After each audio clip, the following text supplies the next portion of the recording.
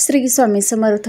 जय जय स्वामी समर्थ. नमस्कार मैत्रिणींनो, स्वागत आहे तुम्हा सर्वांचं पुन्हा एकदा माझ्या या नवीन व्हिडिओमध्ये. तर येत्या 15 नोव्हेंबरला वार असणार आहे शनिवार, आणि या शनिवारी आलेली आहे उत्पत्ती एकादशी. ही एकादशी जी आहे तर ती भगवान श्रीहरी विष्णूंना समर्पित केली जाते. या दिवशी आपण भगवान श्रीहरी विष्णूंची सेवा करत असतो, उपासना करत असतो. तर बघा, प्रत्येक महिन्यामध्ये 2 एकादशी येत असतात आणि अशा पद्धतीनं वर्षामध्ये एकूण 24 एकादशी तिथी या येत असतात. तर भगवान श्रीहरी विष्णूंना प्रसन्न करून घेण्यासाठी हे एकादशीचं व्रत केलं जातं. असं म्हणतात की या एकादशीचं व्रत केल्यामुळं आपली सर्व पापातून मुक्तता होत असते आणि आपल्याला मोक्षाची प्राप्ती होत असते. म्हणून बरेच जण हे एकादशीचं व्रत करत असतात. त्यासोबतच बघा, एकादशी तिथी जी आहे तर ती अतिशय महत्त्वाची मानली जाते. एकादशीला अनेक उपाय, सेवेसोबतच बघा अनेक उपायसुद्धा केले जातात. आणि असाच एक उपाय आज आपण या व्हिडिओमध्ये पाहणार आहोत. फक्त एक विड्याचं पान आपल्याला इथं अर्पण करायचं आहे. यामुळं आपले सर्व आर्थिक प्रश्न मार्गी लागणार आहेत. मुलांच्या आयुष्याचं कल्याण होणार आहे. तुमचा उद्योगधंदा असेल, व्यवसाय असेल, नोकरी असेल तर त्यामध्ये तुमची प्रगती होणार आहे. असा हा अतिशय प्रभावी उपाय आपल्याला या शनिवारी 15 नोव्हेंबरला एकादशीच्या दिवशी दिवसभरामध्ये कधीही करायचा आहे. तर हा उपाय कधी करायचा, तर संपूर्ण दिवसभरामध्ये तुम्हाला जेव्हा कधी वेळ भेटेल त्यावेळी तुम्ही हा उपाय आवर्जून करायचा आहे. तर हा उपाय कसा करायचा, कधी करायचा याविषयीची संपूर्ण माहिती मी पुढे व्हिडिओमध्ये देणार आहे. त्यामुळे तुम्ही हा व्हिडिओ कुठेही स्किप न करता शेवटपर्यंत नक्की पहा. चला तर मग अशा सुंदर व्हिडिओला सुरुवात करूया. तर या दिवशी आपल्याला भगवान श्रीहरी विष्णूंची मूर्ती असेल किंवा बाळकृष्णाची मूर्ती असेल तर स्वच्छ ताम्हणामध्ये ठेवायची आहे. त्या ताम्हणामध्ये बघा आपल्याला थोडेसे अक्षदा आणि फुलांच्या पाकळ्या टाकायच्या आहेत. त्यानंतरनं त्याच्यावरती आपल्याला बाळकृष्णाची मूर्ती ठेवायची आहे किंवा भगवान श्रीहरी विष्णूंची मूर्ती जर तुमच्याकडे असेल तर ती मूर्ती ठेवून त्याच्यावरती आपल्याला केशरयुक्त दुधानं अभिषेक करायचा आहे. किंवा जर तुम्हाला केशरयुक्त दुधानं अभिषेक करणं शक्य झालं नाही तर फक्त तुम्हाला दुधानं किंवा पंचामृतानं अभिषेक करायचा आहे. आणि नंतरनं आपल्याला ही जी मूर्ती आहे तर ती स्वच्छ पाण्यानं अभिषेक करून घ्यायचा आहे नंतरनं. आणि परत आपल्याला ही मूर्ती स्वच्छ पुसून आपल्या देवघरामध्ये ठेवायची आहे. किंवा आपल्या देवघराजवळ आपल्याला एक चौरंग ठेवून त्याच्यावरती पिवळ्या रंगाचं कापड टाकून आपल्याला ही मूर्ती ठेवायची आहे.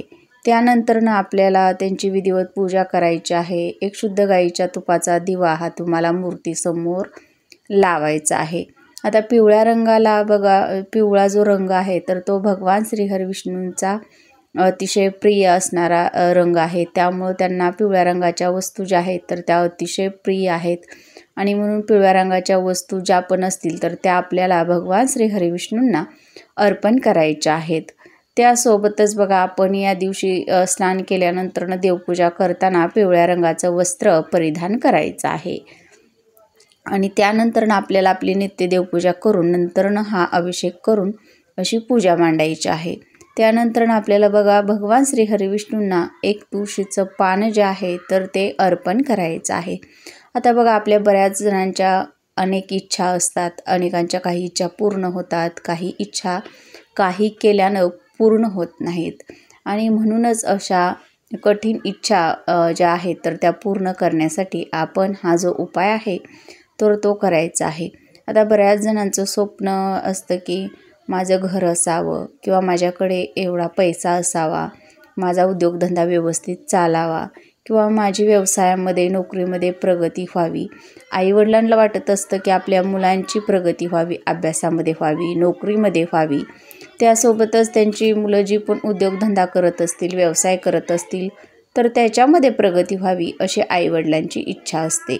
आणि त्या इच्छा बघा पूर्ण करण्यासाठीच आपण हे जे उपाय आहेत तर ते करायचे असतात. आपण जे पण कष्ट करतो, मेहनत करतो तर त्या कष्टाला, मेहनतीला आपल्या नशिबाची, आपल्या भाग्याची साथ मिळावी यासाठीच आपण हे जे उपाय आहेत तर ते करायचे आहेत. कष्ट हे सुद्धा आपल्याला करायचेच आहेत आणि त्यासोबतच आपल्याला हे जे उपाय आहेत तर ते सुद्धा करायचे असतात, सेवा करायच्या असतात. आणि अशा पद्धतीनं बघा आपण पूजा मांडून घेतल्यानंतरनं आपण तिथं एक शुद्ध गाईच्या तुपाचा दिवा लावलेला आहे. नंतरनं बघा आपल्याला एका प्लेटमध्ये पिवळं चंदन घ्यायचं आहे किंवा लाल चंदन घ्यायचं आहे आणि त्याच्यामध्ये थोडंसं गंगाजल मिक्स करून याची पेस्ट बनवायची आहे.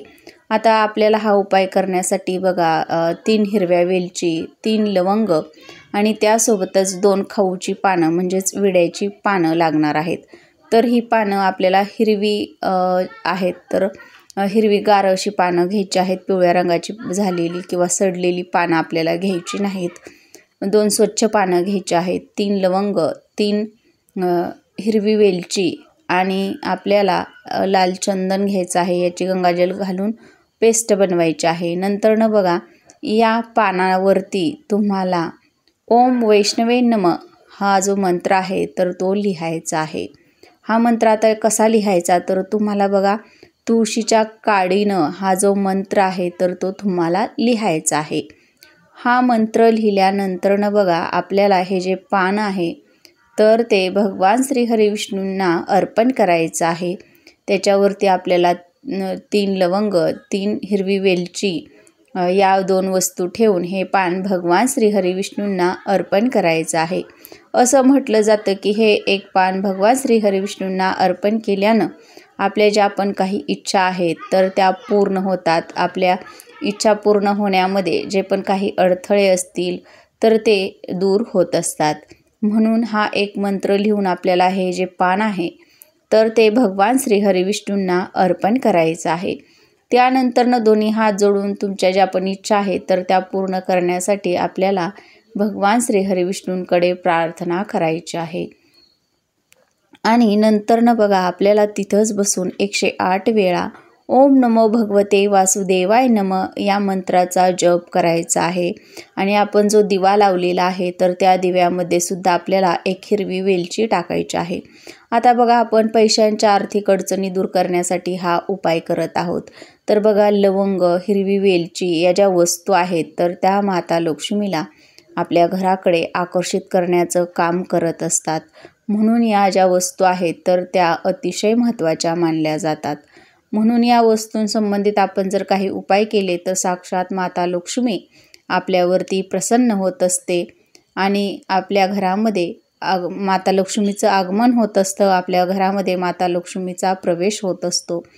आणि म्हणूनच हे जे उपाय आहेत तर ते अशा विशिष्ट तिथींना आवर्जून केले जातात.